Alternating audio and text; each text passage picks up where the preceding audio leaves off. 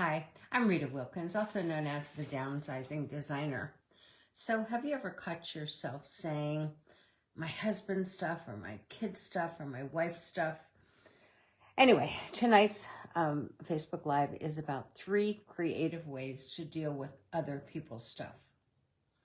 So it's interesting though, the saying, if someone else's trash is another person's treasure, why is it that someone else's stuff is clutter, but yours isn't? I always find this kind of interesting because we all blame someone else for all the clutter in the house. So why is it so much easier to declutter other people's stuff rather than our own? And, for instance, my husband's stuff, my kid's stuff, well, it might be easier. It's definitely not smarter or even okay to declutter someone else's stuff.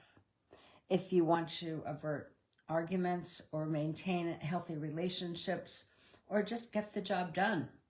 So there are definitely more ways to skin a cat, so to speak, than to yell and scream and, blame other people. So that's what tonight's all about. It's about 3 creative ways to deal with other people's stuff. So no one likes to be told what to do or forced into doing something that they either don't want to do or they have no interest in doing. It's far more effective to find a collaborative approach to help get rid of this clutter. So clutter is just a fact of life. It happens. And face it, it's ongoing. And so it never really ends. So the bottom line is, how can you declutter and then develop habits that will help you remain organized? And when it gets decluttered again, which it will, how can you get decluttered or can you get organized faster? So if you want everyone in your family to get on board, this is a touchy subject and it needs to be handled in such a way that people are willing to cooperate. So this goes for everyone in the household. It's the spouses, it's the partners, it's the kids living at home, it's the kids not living at home, and other family and friends who store their stuff in your house. And yes, even yourself. So sometimes the most difficult type of clutter to get rid of is your own. So if you've struggled with clutter within your household, perhaps hoping that one day all that clutter would just go away and all the fights about clutter would just go away, that's not going to happen unless you deal with it in a different kind of way and have a different kind of conversation.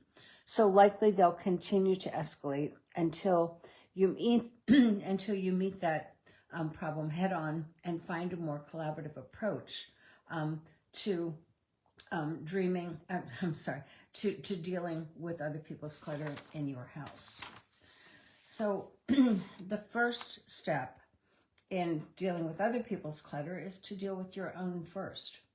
So this might sound contradictory because you might be on tonight because you want to know how to deal with other people's clutter. But one of the most powerful things that you can do is to lead by example, by dealing with your own clutter first. If the clutter in your house is out of control to the extent that, it's making you angry, upset, anxious, can't even enjoy your own home, control what you can control, and that's your own clutter. So once you've accomplished this, you'll be surprised at how much better you feel about your own situation and how empowered you are because you've regained control, that you can then maybe help your family regain control. And likely your family has noticed and probably even feel the difference once you've decluttered and once you're more organized. So likely you've inspired them, whether you know it or not, and that they might follow your example and they'll certainly be more willing to listen to you when you bring up this subject. So what you have to do basically is to have a heart-to-heart family conversation about clutter. This is one of those things that oftentimes gets swept under the rug or it ends up escalating into an argument, and that's not the point of this conversation.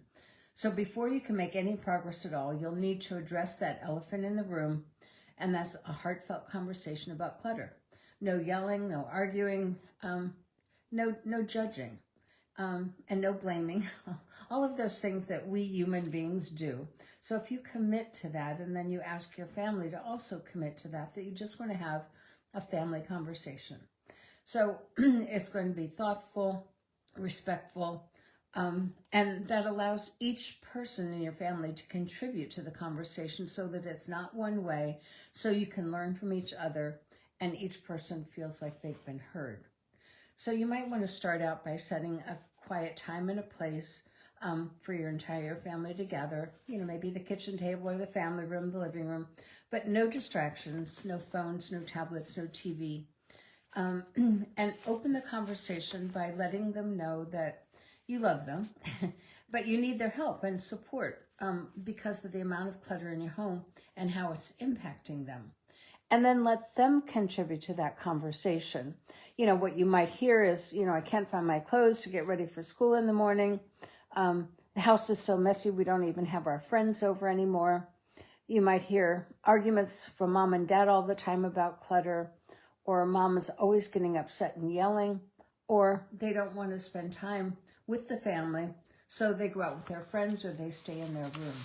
So these are all some of the impacts of clutter, and it could possibly be tearing your family apart. So there's 3 different more creative ways to deal with this. One is the one-on-one approach. So listen to what each person, your children or your spouse are saying, and ask how they can help keep their own spaces decluttered and organized. Their room, their toys, their clothes, their office, their desk. Ask how they can help with that. And then ask them if they will create a specific plan and timeline that they'll do this, and what they can commit to on a daily basis to keep it neat and organized. So that means their clothes, not on the floor, but in the closet or in the laundry bin. Their toys, their dresser, their drawers, their closet.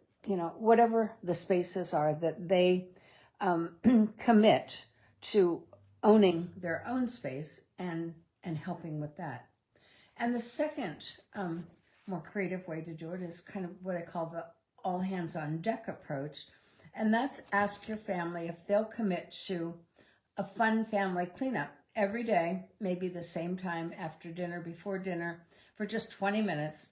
Set a timer and finish in 20 minutes, and don't expect perfection. So rather than, being a chore, it can be a fun challenge, might even turn into a nice competition that involves team and teamwork. And that way, the house kind of gets cleaned up a little bit, and also, everyone just feels good about it because the house is more organized. And then the third more creative approach would be to divide and conquer approach. So in addition to their individual space, ask if each family member will volunteer to own one of the common spaces in your house, that they'll take responsibility for keeping it organized and clutter-free. So this could be the bathroom, it could be a mudroom, a playroom, or a kitchen counter. So ask, and even the little children, they can help in some way, picking up their toys and whatever that is. But certainly, having everyone commit to some space that they can own, and ask them to commit to maybe 10 to 15 minutes every day to maintain that area. So these 3 creative approaches are collaborative, and they're more of an enrollment conversation because it's heartfelt and it's a request that we need your help. We as a family, or, if we work together, we can do this. So let them know too that, everyone's busy. You're not asking for perfection, but you're just asking them to contribute to their family in this very important way. And remember, don't let clutter get between you and a happy relationship with your spouse and your family. If you find yourself being agitated by other people's clutter, number 1, deal with your own clutter first, and then try these 3 creative ways to engage your family in dealing with clutter too. And as always, I'd love to hear back from you. Let me know if you've tried this, if it works. You can always reach out to me on my email, ritawilkins@ritawilkins.com. Thanks. Have a good night.